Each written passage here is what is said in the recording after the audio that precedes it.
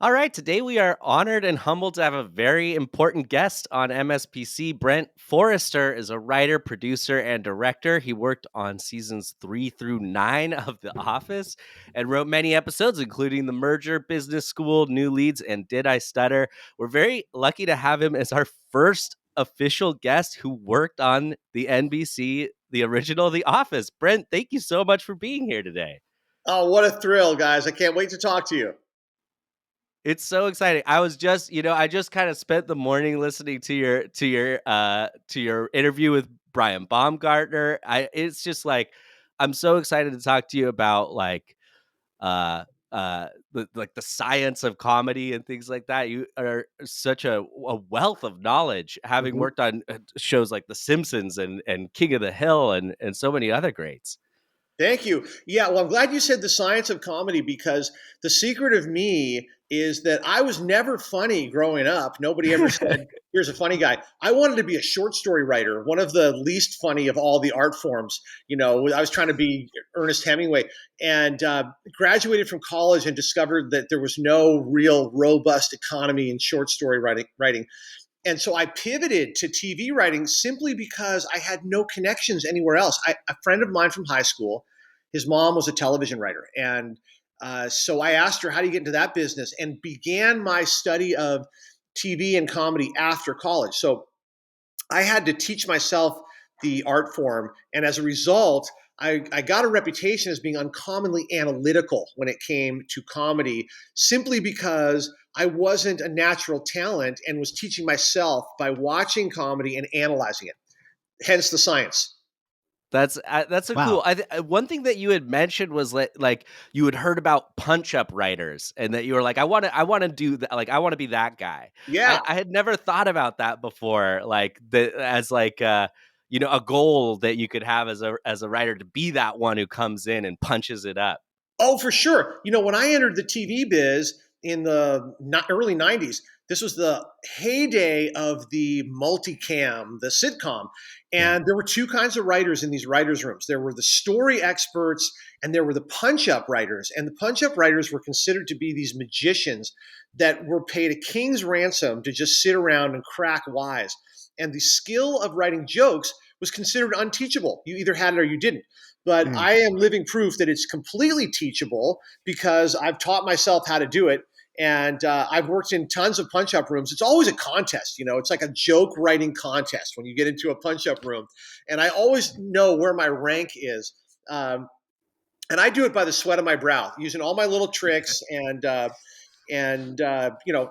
can teach you all of them. If you have enough time on a podcast, I'll tell you all of my secrets of comedy. Is that almost like, I feel like you have an entirely different perspective on comedy. Like you can see behind the curtain a little Mhm, bit of like what mhm. people are doing. Yes. Are you a fan? Like, do you watch a lot of comedy television? Are you a fan of it in your free time? Yeah, I do watch it. I watch it largely academically. If I have my choice, I Mhm. usually will go to a documentary. This will happen to you if you Mm, write long enough for television. You start to see the wires, so to speak, and you can Mm. just see the script scrolling in front of you. And so Mhm. it becomes less interesting to watch TV.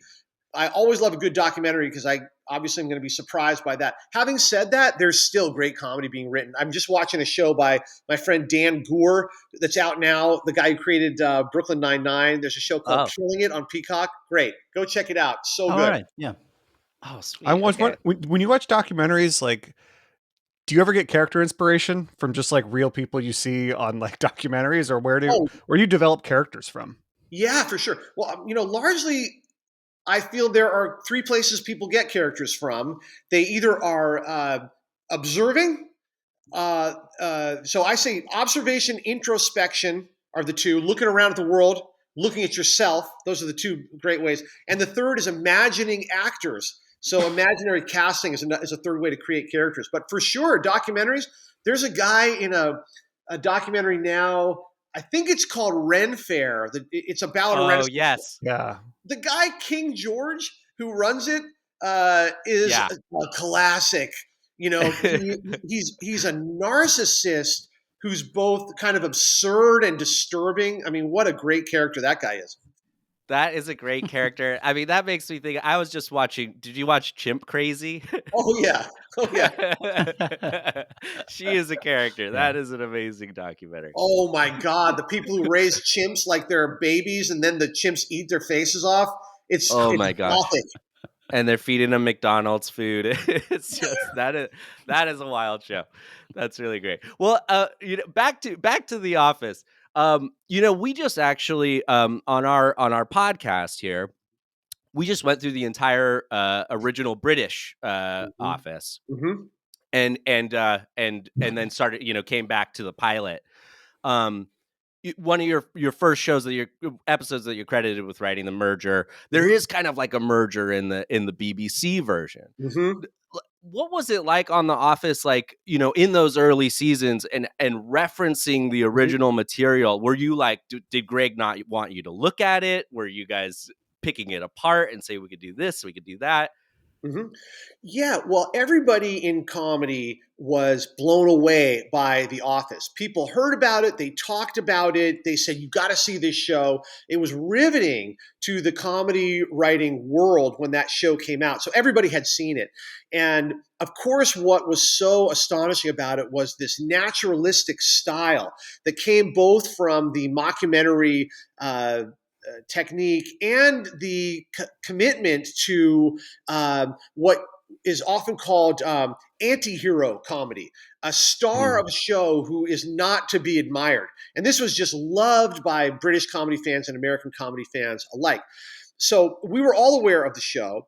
The pilot of The Office, the American Office, is very similar to the pilot of the British Office, as you've seen. Totally, yeah. The story there is Greg Daniels, when he was hired to do the adaptation, he picked it apart, he reinvented it, he switched scenes around, he named new characters, he created new characters, he tried all kinds of stuff, and then at the end, he just went back to the original because he sort of felt that it was perfect, changed some names, but largely left it the same. After the pilot, there's no similarity in stories between the American Office and the British Office. Steve Carell famously did not watch Ricky Gervais's performance because he didn't want to be influenced by it.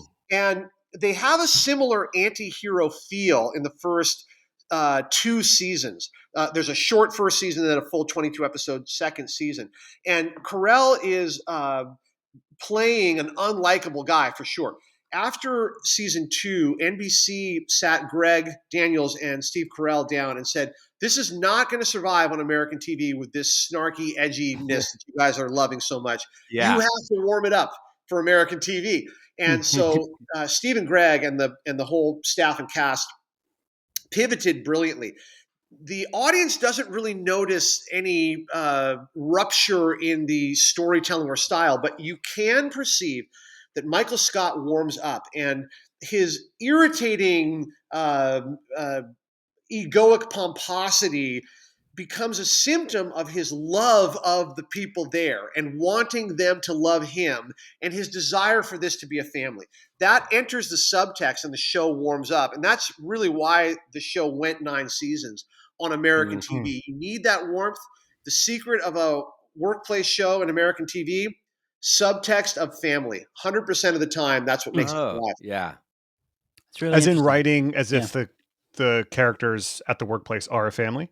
Correct. That's it. If you have that, the show will survive. If you don't, it won't survive. And notice that even a show like Arrested Development, which was about a family, but did not have a feeling of family, did not survive on American TV.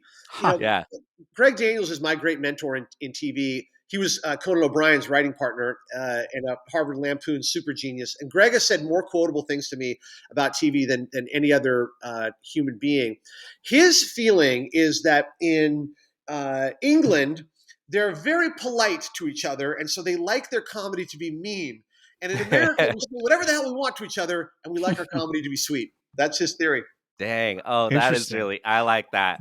It reminds me, what you just said reminds me of, there's a line in, I think it's okay. I think it's the business ethics episode in season 7, where Holly and Michael are debating whether or not Meredith should be held accountable or fired or whatever it is.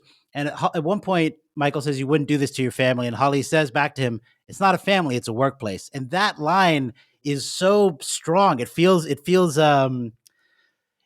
opposite to everything that Michael Scott is and what he brings into the show. It's Yeah, crushing well, in the that's moment. great. What a great point. Well, as you know, Steve left the show after season 7. He only had a 7-year contract, and God knows, he'd done everything that he could and wanted to do. And so we transitioned him out of the show, and that line is symptomatic of the way he transitioned out. Was Holly began to say to him, "There's such a thing as real family, and this is not Right. it." So they go and Wow. create a real family, and that's how he departs. Yeah. Mhm. Mhm. Well, there's also that scene when he meets Ed Truck, his old manager, and he sort of gives him that. He's like, "Let your work be work, let your friends be friends." And it's kind of devastating to Michael. But it's funny hearing you say this because, like, if you approach writing it like you have to assume they're family, Michael believes they are in fact family. So you had a Yes, main character who must yes. have made that process very enjoyable, or maybe a little more. There's a little more harmony in the writing because you're like, yeah, the main character wants us to be a family. So Yeah, did that give you like some kind of did it feel like an easier template to write from? it did give you a template. Yes. I'm thinking of an episode I wrote called Blood Drive. And I remember how we searched for an ending of that episode. It's basically Michael on Valentine's Day falls for a woman, and then Mhm. she kind of ghosts him. And we struggled for a clever ending, and ultimately it was just the group comes and is there for him, and that Hmm. that feeling always seems to work in a workplace show. It's Mm. also, I think, what you're saying about the way it affects the cast and the writing staff. It does affect it. I think the vibe of that group. I mean, the actors, especially by the end of the show, they really were a family. And God, the tears that were shed during the last episode. I remember when Greg was shooting that last episode, they were doing extra takes of the last scene just because they didn't want to stop shooting. It was that Oh man. Wow. much of a feeling of the end of something beautiful. Wow. There was Wow. something that stood out that you said in another interview that was that the final episode was a bit of a yearbook Yes. for Greg and for you Mhm. guys. Yes. I thought so. I mean, I've never heard Greg say this, but this was my feeling. Greg cast in that episode a ton of people who'd never been on camera before, including me.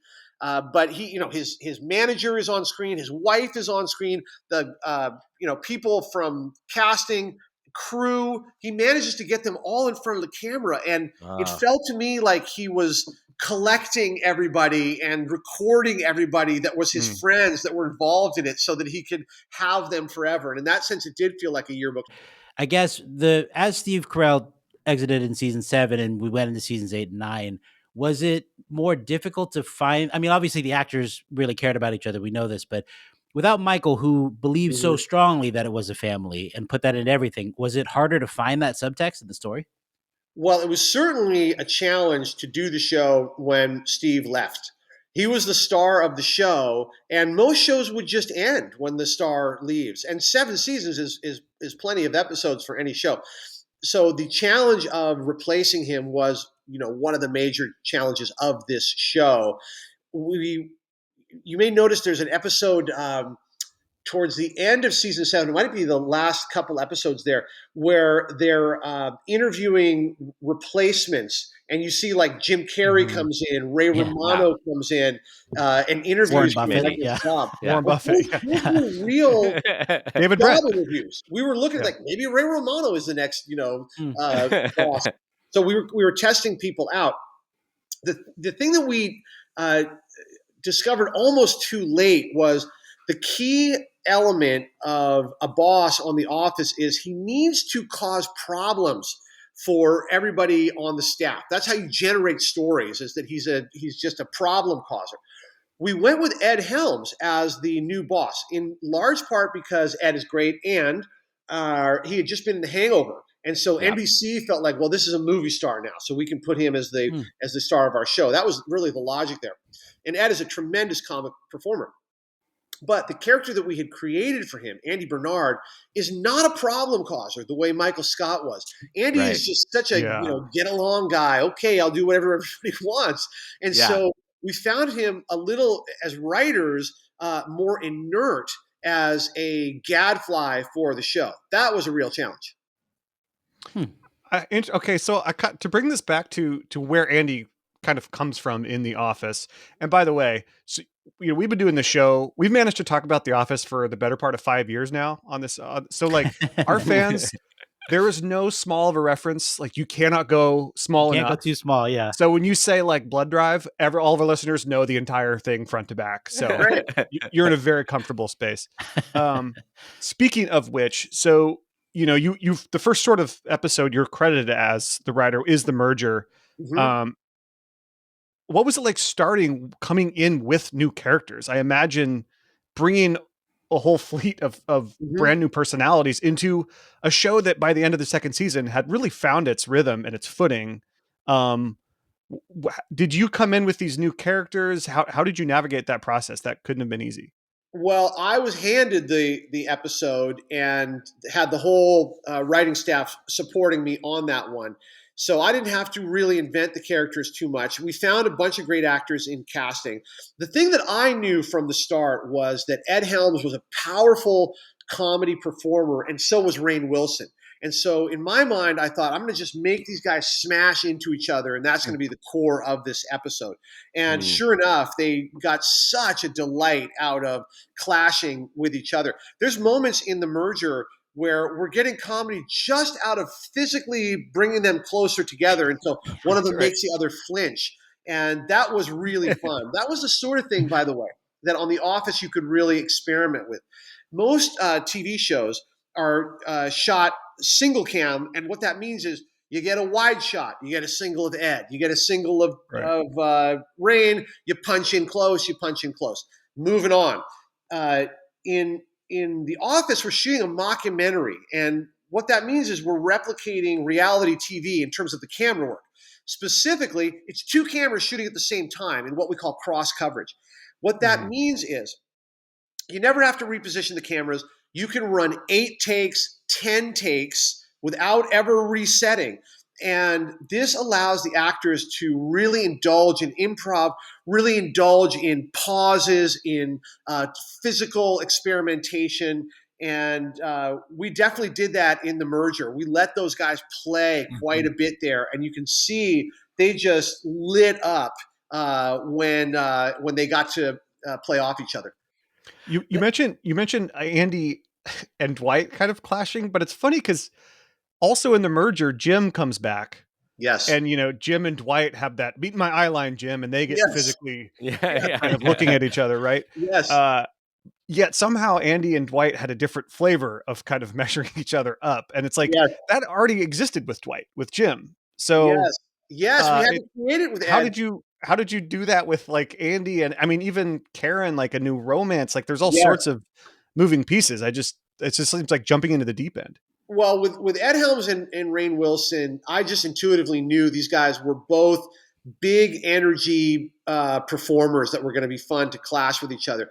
Now, Karen Filippelli is a whole other story. Mm. Rashida Jones, when she's brought in, this was such a big deal for the staff because at this point, everybody knew that Jim and Pam was part of the reason people were loving The Office. There was something so special about this chemistry. And the idea of bringing somebody else in to threaten this relationship, I think it felt threatening to the actors and the writers. And Mhm. it was very, very hard for the writers, especially, to get behind the idea of Rashida Jones as this love interest for Jim. There was a lot of looking at her audition tapes. We looked at a lot of different actors, by the way, for this part. And when she was finally cast, there was even before she entered the cast, there was a sense that it might not work. And after the first episode that Rashida was in, Greg had a meeting with the writers and said, "Does this work? Watch the episode. We can recast her." It was that tentative for Hmm. her. We can recast Rashida Jones after shooting the episode. Wow. And of course, she's so unbelievably great that it was unanimous that we should keep her, and she became this incredible asset to the show. But it was taken very, very seriously by everybody involved when she was brought in. I'm just thinking about how difficult season 3 must have seemed Mhm. like as you were doing it to have you've got both of Jim's foils are now in the same office, like, Mhm. creating this triangle diamond of, like Yes. Michael versus Andy versus Dwight versus like, I mean, it just and then also the love triangle of Karen being there with Pam, and not only that, but then that it was all like the episodes are. I mean, it's regularly people tell us that season 3 is their favorite season, Huh. Mhm. and like I just wonder if like were you just exhausted every day? Were you coming home like buzzing because it's like whoa, I can't believe like oh my god, we were worried about this episode and today it was everything was just amazing. It was challenging. We had a lot of writers, which is good. The only way you get through 22 episodes is by having a lot of writers, and each writer is focused on their episode as if they're going to get the Academy Award. So Mm. the writing staff gets you through it. The triangles and complexities that you talk about are helpful to the writers because they give you a lot of material to work with, a lot of potentials for stories. The challenge from season 3 on was the number of characters. So this was a Yeah. decision that Greg had made. He said, what's going to be special about the show? Typically, the American sitcom has 5 characters, 6 characters. We ended up with 18 characters, all of whom could carry an episode, Wow. and all of whom are Yeah. real people, real actors who want to be in the show. So finding ways to include everybody was always very challenging. We would always do an A, B, and a C story. And a story is typically about 2 people. So that takes care of 6 of your 18 actors just by having A, B, and C story. Yeah. How you work the other characters in, you still have 12 more people to service, as we say. That was always very challenging. Did you always know that it would just be Andy and Karen would be the surviving members from the merger? Because we got Hannah Smotridge Barr, we Mhm. got Tony Gardner, we got Martin Nash. We got all these people. Was it road mapped out from the get go? That's like, we're going to come in with 5 new people, but really only 2 are sticking around. Yeah, it was known. It was going to be 10 little Indians. One by one, they would all drop off for sure. Okay, Yeah. got it. I think there was some discussion that we might keep people on, but really the crowd, the office was too crowded to add Sure. people. It's only after we lost Steve Carell that we really started aggressively adding people. I guess Aaron is an exception. Gabe. She came in Yeah, when Aaron and Steve was Gabe, going to yeah, cast. Mhm. sure. yeah. I Speaking mean, of all the I thought you guys almost tried to get rid of Andy, right? Wasn't that where the anger management maybe was that he wasn't going to come back from that? I You know, thought that. there may be some backstory there that I don't know about, but I never heard Oh, Ed okay. Helms seriously considered to be removed from the Hmm. show. We did let him leave when he was doing the Hangover Right. 2. You see in season 9, we created this whole thing where he falls off a sailboat, and Of that was course. just Yes. because Yeah. we had to shoot the Hangover. And we were like, there's no way to schedule it. He's just got to fall off a boat here. Yeah. Andy's out at sea. Literally, yeah. There's speaking of all of these characters, like there's a ton. Who was your favorite character to write for? Oh my God! There's almost everybody was a delight to write for. What a incredible cast that was. I was credited for having cracked the code of how to write for Meredith. People struggled to Oh. write for Meredith at first, and I went and just talked to her, and I said, Kate, what's the secret of writing for you? Because she's funny as hell. And she Yeah. said, Brent, Yeah. I'm the daughter of an Irish barkeeper. I like keeping it filthy. And I was like, guys, this is it. You just write her as vulgar as you can, and she will hit it out of the park. And we thought that was fun. I heard Mike Schur one time say that his favorite character to write for was Toby, played by Paul Lieberstein. Mhm. Yeah. Paul, as you may know, was not an actor. He had never acted in anything, but it's not just that he was not an actor. Paul is so afraid of attention. If you stare at Paul, he will just start to blush. Like, to put him in front of the camera was one of the greatest practical jokes ever played on a writer. But Greg knew what he was doing. He thought Paul's going to seem very real if you put him in front of a camera. When Mhm. he first started Yeah. acting on that show, he was so afraid. And he went to the other actors and he said, "What should I do? How do I act?" And Steve Carell said to him, "Paul, barely move your lips. Don't do anything with your face. Just as deadpan as you can, and it'll come out great." And so that was his technique. Over the years, Paul got so good at playing Toby that Greg Daniels once said to me, he said, "With every actor I've ever worked with, no matter how good they are, there are moments when you say, I don't believe him. I see the actor there." And he said, "With Paul, I always believe he's Toby." So he was always fun to write with.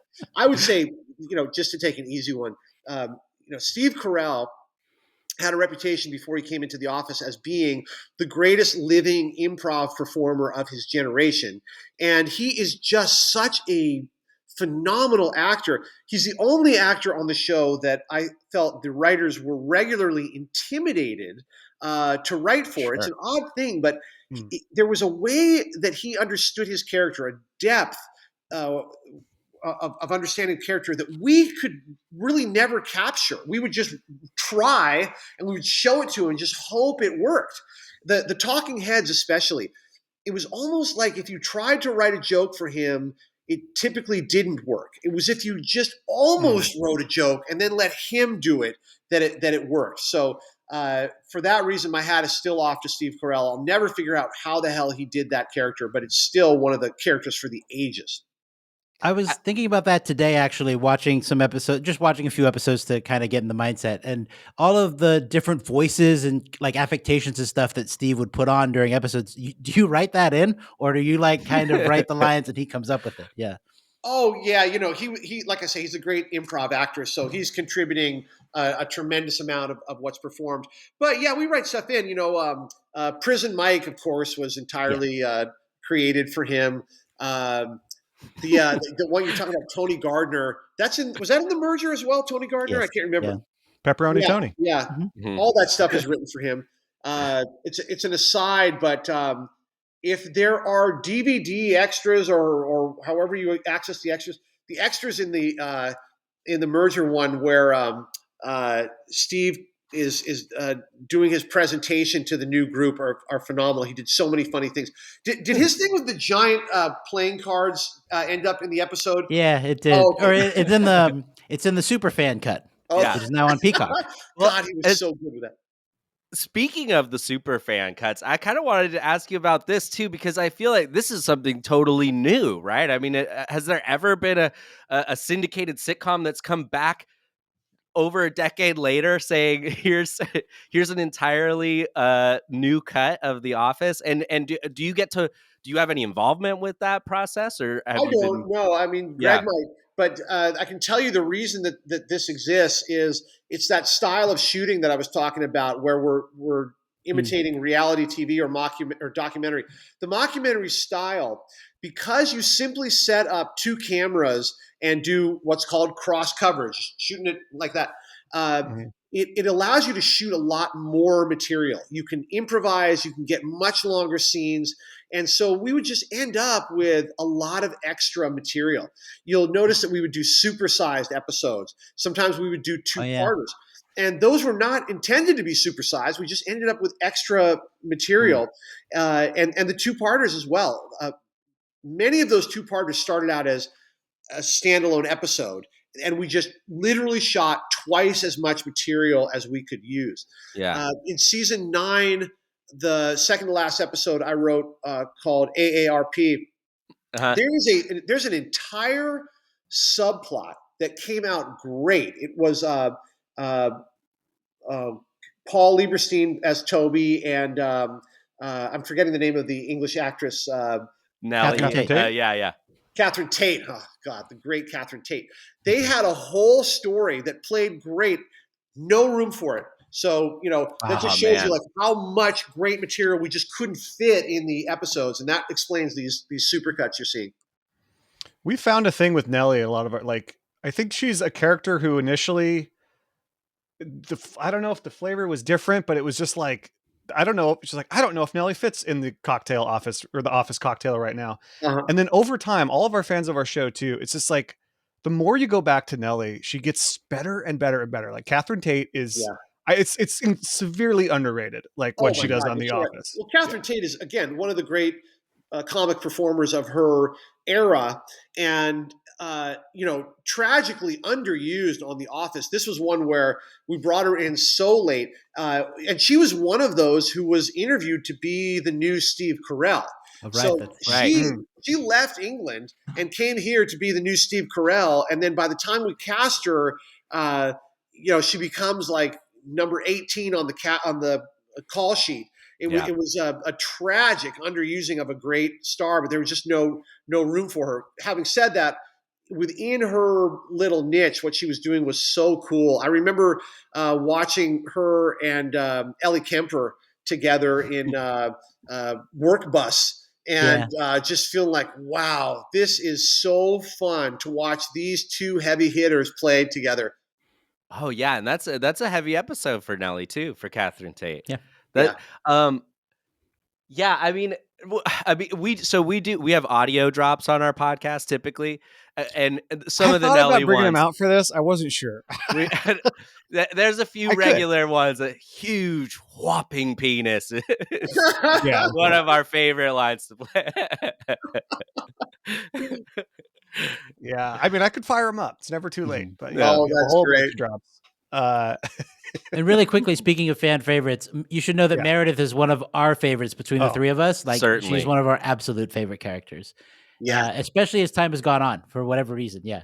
Oh, she's so great because has no fear of embarrassing herself. Kate Flannery is just like, let me go, boys. She is How you like me now? Yeah.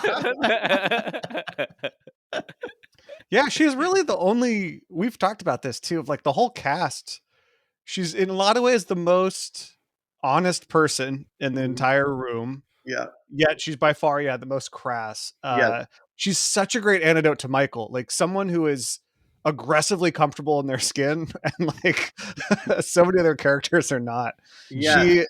And like, it's funny you say that you sort of cracked the code of Meredith, because she's definitely a character who she ages like wine throughout that show. She just gets better and better and better, and like gets so comfortable in her performance. And I mean, her style is almost different from all the other performers. She can just walk into a room with no hair all of a sudden, and it makes sense for the character, and it's great. It's so true. And you notice that it's great to have a character like that for the other characters to react to. Something that you learn when you work in comedy is you think that the joke is going to be the laugh. And in fact, it's the other characters reacting to it that gets the laugh.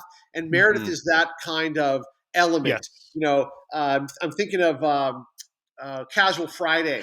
Yes. When Meredith comes in wearing no underwear, and it's just Pam's reactions are where you're laughing more than the vulgarity of Meredith.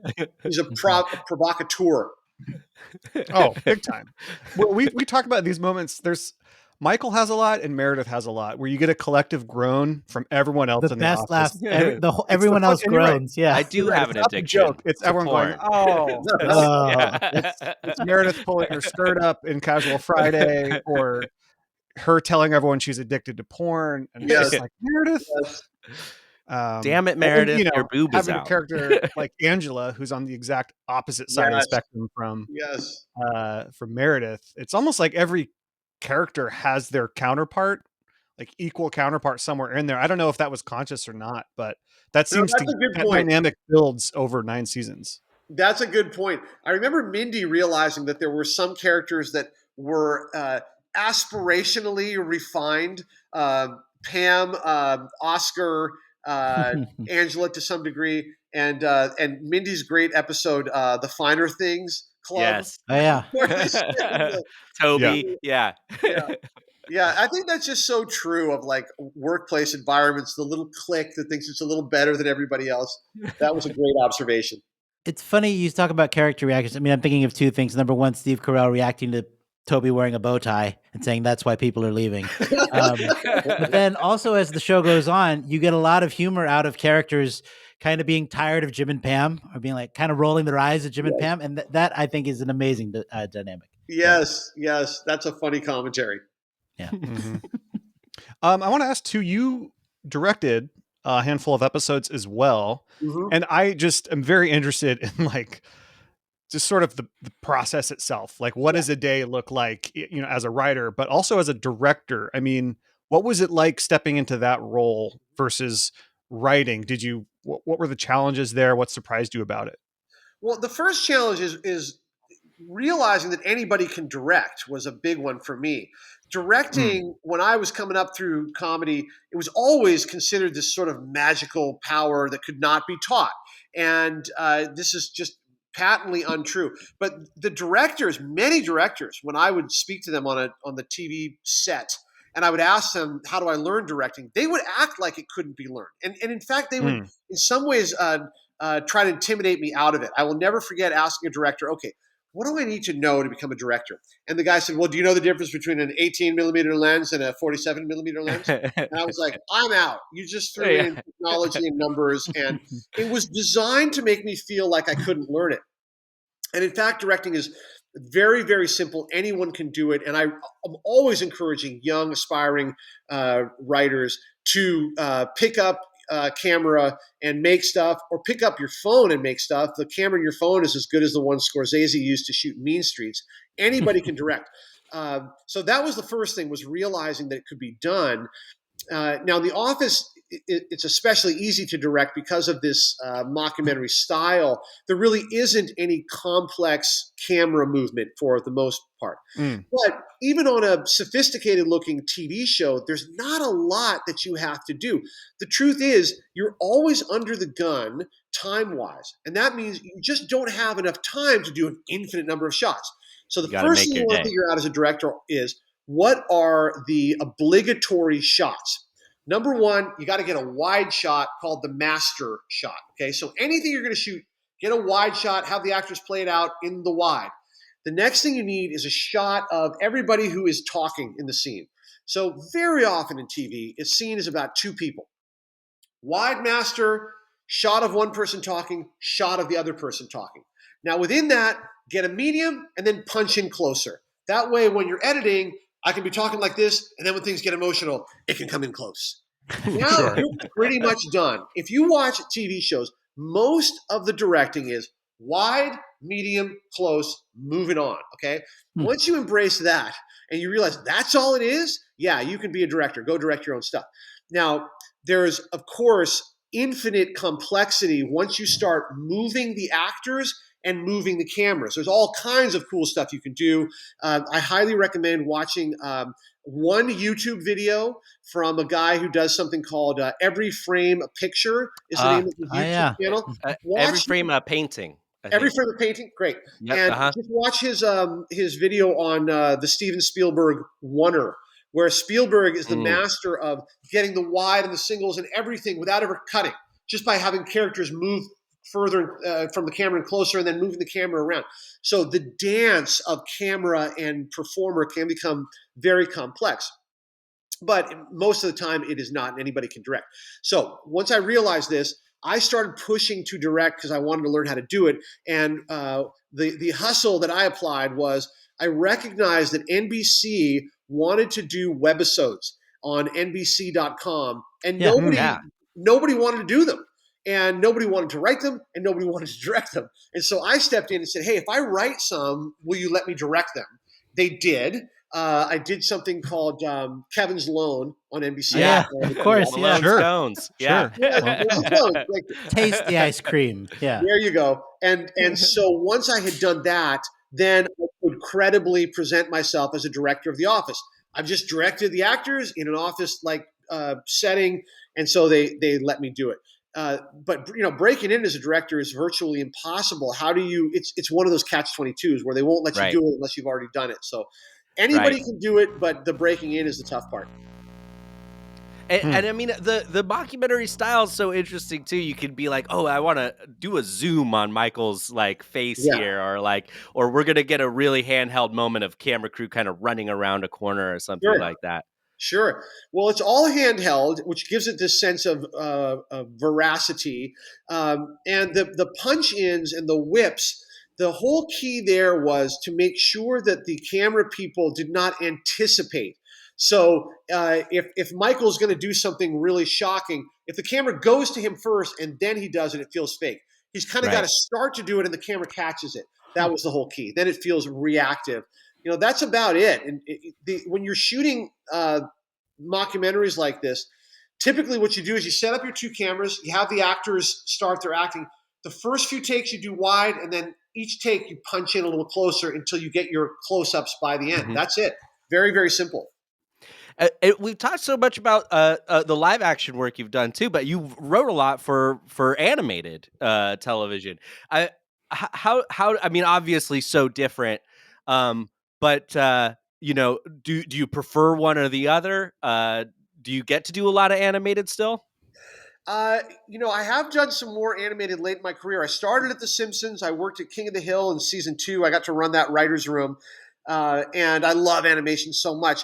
For all of you who are students of the craft, the thing I always say is your animated shows have something that the live action shows don't, which is an infinite budget for sets. If you're shooting live action, you cannot afford to put your characters on a battleship in the Indian Ocean for a scene. You Right. can in animation, so do it in animation.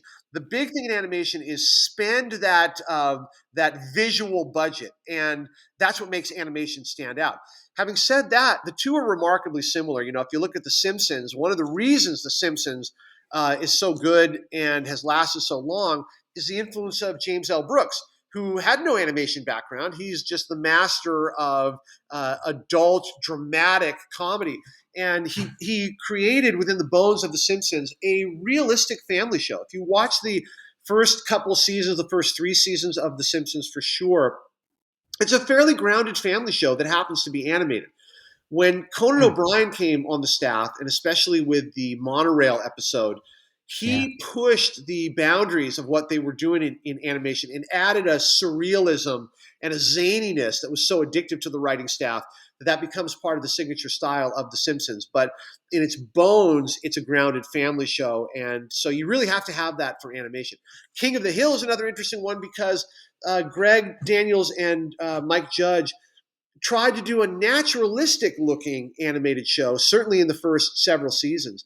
The pace of it is much slower than animation, and the shots, a lot more use of wide shots and a kind of a naturalistic feel. So the two have a lot more in common than they might appear. Brian said something interesting to you in your guys' interview that he was like, sometimes I'd get a script and I'd have to come up to the writer's room and be like, guys, I'm not a cartoon character. Yeah. You'd write something that Kevin would do that I like physically cannot do. And you said something interesting to him was like, you kind of touched on, one of the difficult parts of writing is that it's all in your head when you're sitting there at your desk. I mean, having that freedom with animation, I would imagine like, do you have to kind of set boundaries for yourself and Yeah. how much do you have to think about that? It's a great question. The fundamental rule in comedy is that you have to be serious in order to be funny. The mood of comedy is often kind of silly and zany and high energy and crazy, but the writing of it has to be oriented towards the serious. My first mentor in comedy was Susan Harris, who created the Golden Girls, and the first thing she said to me when reading my crappy Murphy Brown spec script was she said, "Silly isn't funny." And she said, write about what is difficult for you, even painful, and trust that it will come out funny. That paradox is always, always true. Now, in animation, because we don't have live action actors, there is more of an emphasis on cleverness, speed, zaniness. We don't have the subtlety of acting in the animation that we do in live action, and so we depend a little bit more on pace and cleverness.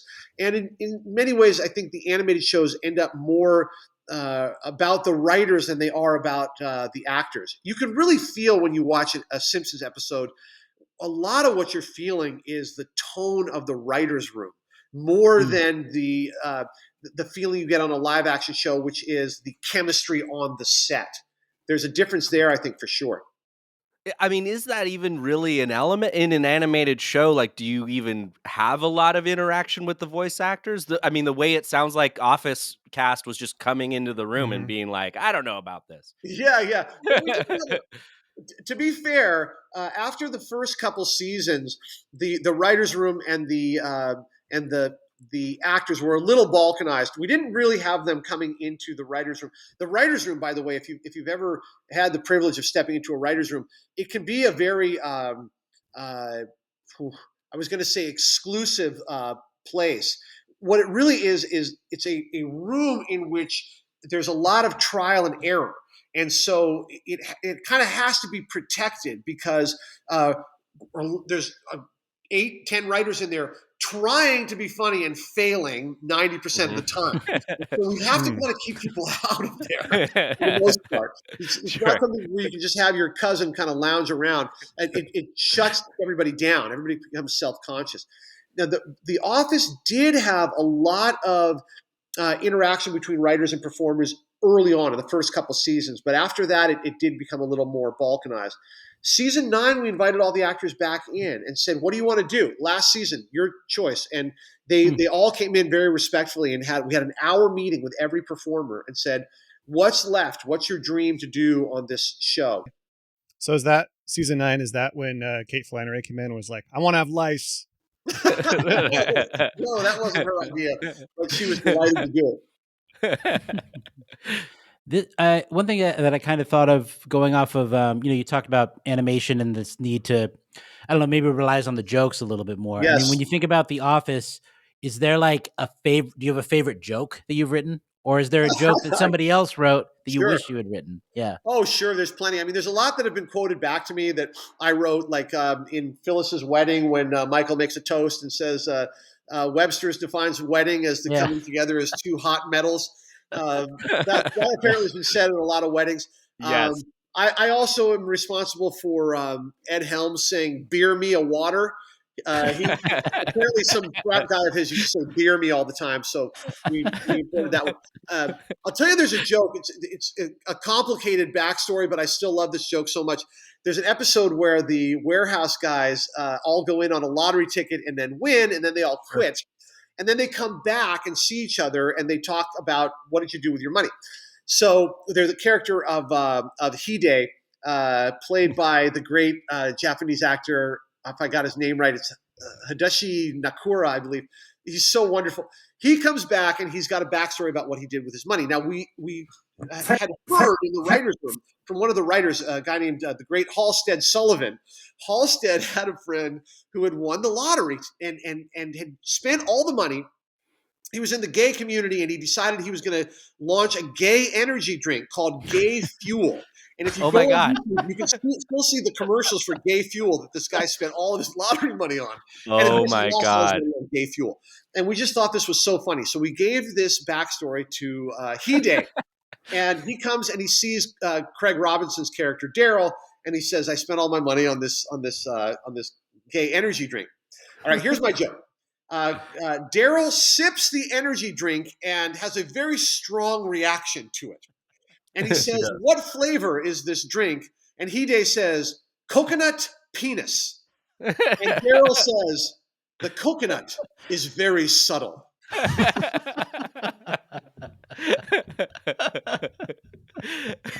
That's awesome. Amazing. I think Creed later is like, I miss the original. Oh yeah. Why did they add coconut? Yeah. Why- You can see that Daryl's, there's some very strong flavor there that he's Yeah. reacting to. It's not coconut. We have a few other kind of just smaller questions we can move through quicker if you want, and including a bunch from our listeners. We sort of said, hey, what would you ask a writer and producer of The Office, and send us a bunch. But to start with, on our show, we have a whole thing called Screw the Teapot Letter, Yeah. which is just about mysteries on The Office. Famously, the Teapot Letter being kind of the main one. What was in that? We never actually get to know. Yeah, I And don't over the know. years, we've said, Nobody knows. yeah, Krasinski wrote that and put it in the teapot, and Jenna read it, and it was considered very sacred, and no one was ever allowed to see it. I believe Jenna still has the letter at home. So if you ever get to interview her, you can ask her. Oh, hope so. Yeah. That's all well and good, but we have other mysteries we're much more interested in on the show. Nothing too small. People send them all the time. Do you have a office mystery, something where you say, well, screw the teapot letter, I want to know about this? Do you have anything like that? Oh, yeah, for sure. Who's the Scranton Strangler? There was yeah? some Yes. speculation that it was Toby at one point, but I can tell you it was not Toby. Toby is not the Scranton Strangler. Okay. To this day, I think that mystery remains unsolved. And No, I don't. I don't know where I think that might have been Jen Salata. I think if you want to follow up, I'll email Jen and say, who is the Scranton Strangler? I bet you she knows. Okay. Yeah. It's not George Howard Scub. We know that. Yeah. Right. innocent. Wait, who's George Howard Scub? That's beyond me. He's the guy who they actually lock up, who chokes Toby later on when he goes to confront him. Yeah. Toby was on the jury that sent him to prison and feels like, a lot of guilt. I think we sent an innocent man behind bars. Yeah. Right. And then he goes and visits And gets him strangled. And gets strangled. Yeah. I do like how later in the later seasons there was somebody made some decision to just make Toby like very unlikable or very like creepy. Yeah. Like, He became kind of a creep. Yeah. Oh yeah. His obsession with Pam was always so funny. He would, his struggle to hide how he was in love with Pam was always so delightful. That moment where he puts his hand on her knee and then he has to leave for Costa Rica was always so funny to me. By the way, the Costa Rican travel industry, like the government of Costa Rica, called Paul Lieberstein and said, we've written a whole campaign centered around Toby in Costa Rica. Oh my God. Based on that episode. And I think they were going to pay him like $100,000 to just do like 3 commercials for Costa Rica in the character of Toby.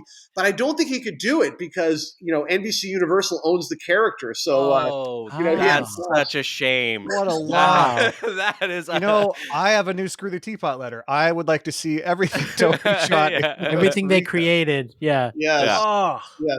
What a lie.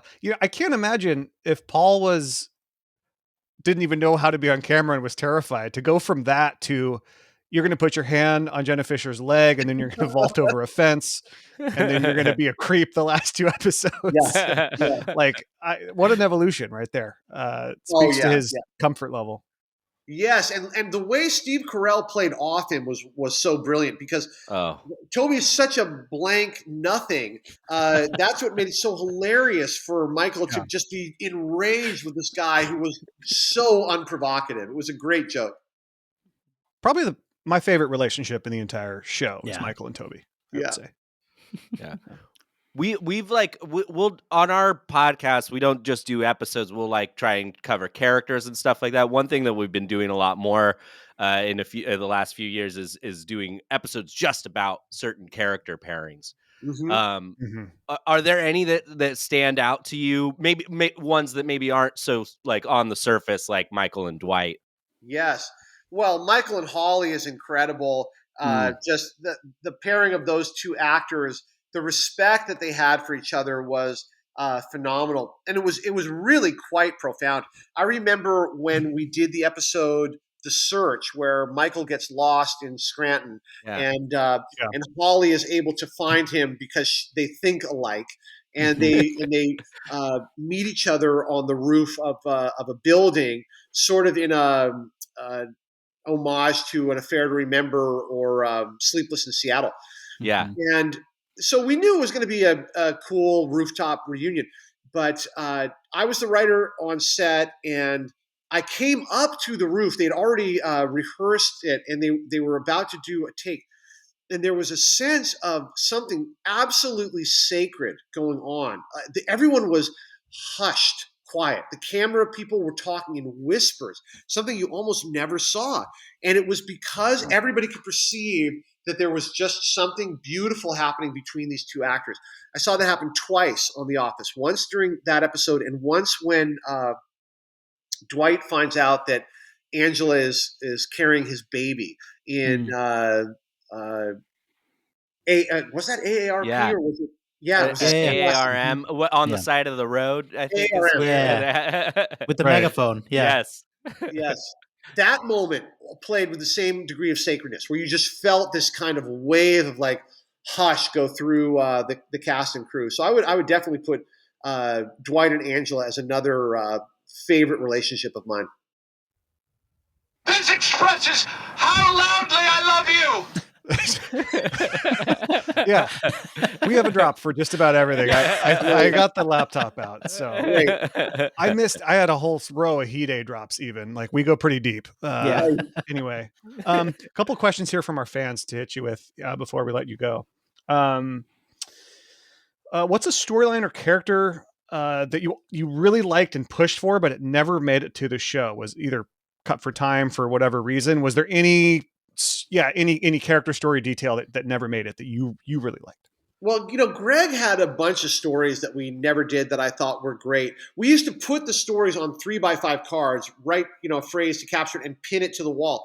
And by season 9, an entire wall, 18 feet of wall was covered with 3x5 cards of stories, A, B, and C stories and bits that we never did. There were quite a few that were Greg's that we never got to do. One that I always loved was something called "The Customer is Always Right," and it was just a very Greg Daniels premise that Michael has heard this phrase and believes in it. The customer is always right, and so we just bring in a guy who's increasingly unreasonable, and Michael forces the staff to do whatever he says because the customer is always right. It had a nice, fun, classic comedy feel to it. We never did it, and I think it's because it was guest star driven. So when you have 18 people in your main cast, adding a big guest star at the center becomes a little bit untenable. So for that reason, we never did that story. Is that I'm just curious, the bones of the writing process at that time? I mean, was it largely when you were the head writer, do you come in with 3x5 cards and pin them up and say, here's the bones of the plot? Do you start with the basic plot, or do you start with a character arc? Like, how do you actually build the episode out? Yeah, generally somebody will have a funny idea. So at the start of every season, we typically have a couple of weeks where we just sit there and have a free for all where people talk about the characters, they talk about things that have happened to them. They're sent away into their offices for a day to come up with stories, and then there's a massive pitching session. And through this process, we're just generating, typically on these 3x5 cards, ideas for stories. And it'll be ideas for A stories, B stories, C stories, and little comedy bits.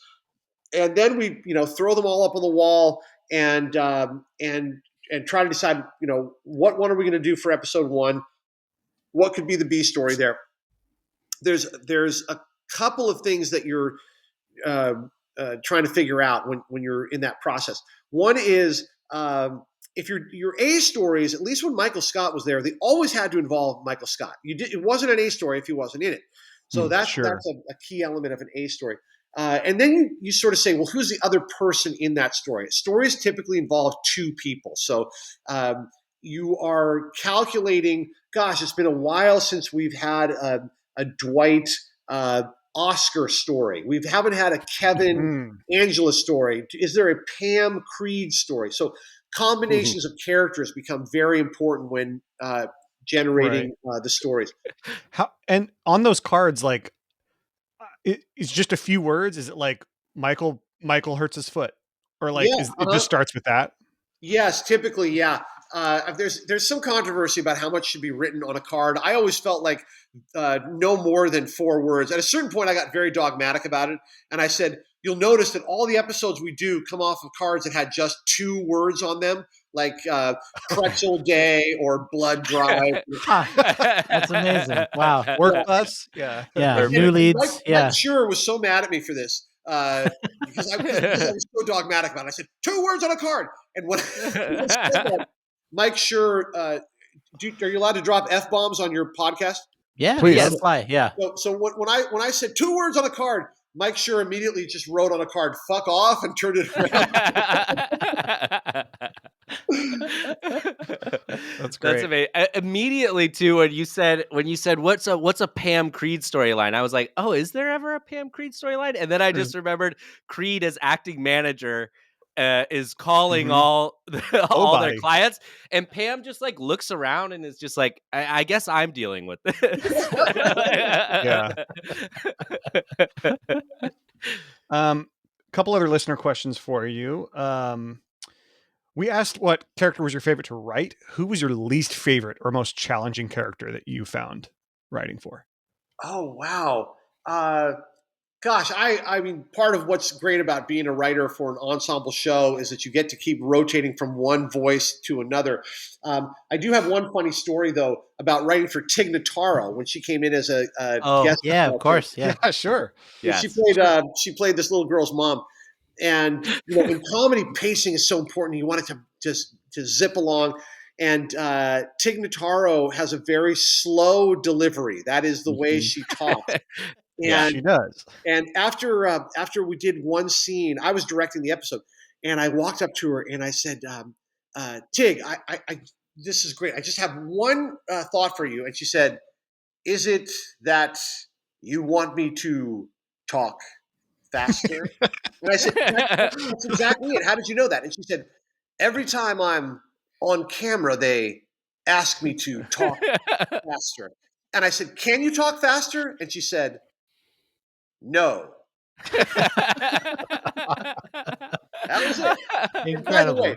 she was right. She knows what's funny about her and what's funny about her delivery. And she's like, "Don't push me out of my funny zone, Oh, brother." it's And so so she's good. completely Yeah. right about that. Mhm. Yeah, Even that's if you didn't amazing. know Yeah. who she was, and it's such a small like part, but she the way that So she just says, memorable.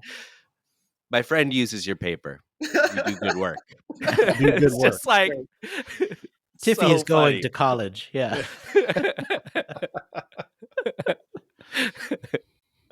All right, last question here. From one of our listeners, which is you mentioned you kind of started out in I believe Simpsons was your first writing job. The first writing job I was hired on was a show called Nurses, a crappy multicam. I was fired with the entire writing staff after 4 months. And then I luckily managed to break in a second time on a show called The Ben Stiller Show, which was a failed Yeah. sketch show. Oh, Classic. Yeah, that's Yeah. starring an okay. unknown actor. And at the Ben Stiller Show, the head writer was Bob Odenkirk, who goes on to be Saul on Better Call Saul. One Yeah. of his friends and colleagues was Conan O'Brien. Bob recommended me to Conan's show, and I was briefly hired as a writer on Conan's new talk show. But before I could start work, The Simpsons heard about me through Conan and poached me away. So, Wow. Wow. speaking, The Simpsons was the third show I worked on. Okay. The more time goes on, the number of people that Bob Odenkirk made is Yeah, staggering. yeah, His impact in the industry. yes. I so if you're so what so your first show was Nurses. Then we just had a listener who was curious, like, how did you get in that room? How did you go from not being a TV writer to Yes. TV writer? What was that moment? Well, you're talking about how to break into TV, which is the eternal question. When I was trying to break in, the conventional wisdom was you had to have two writing samples, which were what we still call spec scripts, scripts that will never sell. They're just a writing sample. And you would write them a spec episode of an existing hit TV show. So, my first spec was a Oh, Murphy Brown, tells you how long ago I was writing. Writing a Friends or a Seinfeld became a very popular spec script. So you would try to write two writing sample specs and try to get them into the hands of somebody who's hiring writers, largely a matter of networking and luck. Like I say, I had the good fortune of knowing a guy from high school whose mom was a successful television writer, Susan Harris. She's the one who hired me on Nurses. But after that, when I got fired mm, from Nurses, man, I was just dead in the water. I mean, agents wouldn't even meet with me because I had been fired from a crappy show. It was worse than being an Right. unknown, honestly. Right. The Mm. way I broke in a second time was by networking with the other young aspiring comedy writers of Hollywood. So I would go to comedy clubs, I would go to the Groundlings, I would go to oh, parties. Anytime I met anybody who was an aspiring comedy writer, I would try to get a coffee with them and swap spec scripts. I'll read your script, Maya Forbes. You read mine, She was the one who got me on the Ben Stiller show. She was a hotshot young writer from the Harvard Lampoon who got offered a job on the Fresh Prince of Bel-Air, the Larry Sanders Show, and the Ben Stiller Show. She took the Larry Sanders Show. The Ben Stiller Show said, "Do you know any other unknown writers?" She said, "Check out Brent Forrester's Spec Roseanne." And that was how I broke in. Wow. That's awesome, man. That's amazing. And you're just like surrounded by all these Harvard people. Was that weird? Like, Oh, God, did you feel some sense of like, oh crap? Oh yeah. No, they were all so smart. I remember distinctly my first week on The Simpsons. Somebody pitched a joke, and the punchline was Monticello. I thought you meant Montebello. And everyone burst out laughing, and I laughed too, pretending like I knew what it was. And then I looked it up. One of them is where Jefferson had his, plantation, and the other is where FDR retired or something. Oh my God. Yeah, that's over my head. Yeah. I graduated from Columbia University, and when I joined The Simpsons, it was all 100% white men from Harvard was that staff. Wow. So as a white man from a different Ivy League school, I was the diversity hire that year. Oh man, Brent, I thank you so much for giving us your time. We've talked for over an hour now, and I could talk to you forever. Thank you so much for coming onto our podcast, and yeah, it's just been so much fun. Thank you, guys. It's so fun to talk to smart fans of this wonderful art form. And if you want to learn more about everything I know about comedy, go to my website, brentforrester.com. I teach a class a couple times a year in which I try to inspire and inform all the other young artists trying to do this art form. When I was trying to break in, I could never find any classes that were any good, and all of them were hideously overpriced. So I've made it my mission in life to do a class for $200. That's a 5-week course in writing.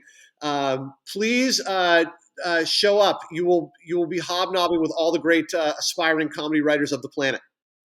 That's Right awesome. on. And I have watched a lot of your Instagram and TikTok stuff. I'm sure that is an awesome class. So definitely check People that need out. to be in. Can it be? Is it remote? Can they be anywhere? Oh yeah, it's just a Zoom webinar, but it's fun to do live because I bring people up on screen and we talk about what you're doing and get fired up. And then, interestingly, it becomes this little community. It's literally typically about 300 students sign up from England, Australia, everywhere on the planet. Israel, I always have a bunch of writers everywhere in America, a ton from LA. And I always say in class one, it's a competitive business. But in this class, we're in competition with everyone outside of class, and we're a team within class. And so I try to get that kind of mutually supportive, mutually validating pop-up community going. It is so valuable for us as writers to feel encouraged by each other. That is the real glory, besides the deadlines and then me sharing every freaking trick I've learned over 30 seasons. So it's just super fun. It's my it's kind of my my search for personal meaning in life is most expressed in these classes. My book that I love more than any other book is Viktor Frankl's Man's Search for Meaning. And, we're all searching for meaning in life. Mine is found in connecting with other aspiring artists. There's something that we feel that nobody else does, which is the crushing demoralization of trying to be an artist.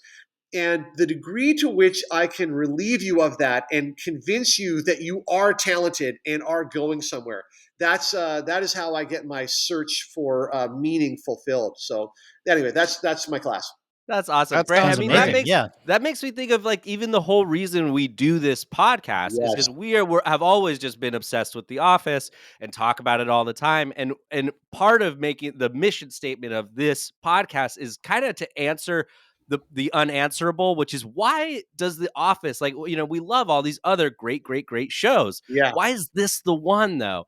And so just all this time you gave us today, I just feel like I have so many, a few more answers, to that question and why this show is so great. Well, bring me back. We'll talk about it some more. I could talk endlessly about why The Office is a hit show. The number one thing I'll say to you is naturalism, the push for a tone that is not zany, but is the opposite.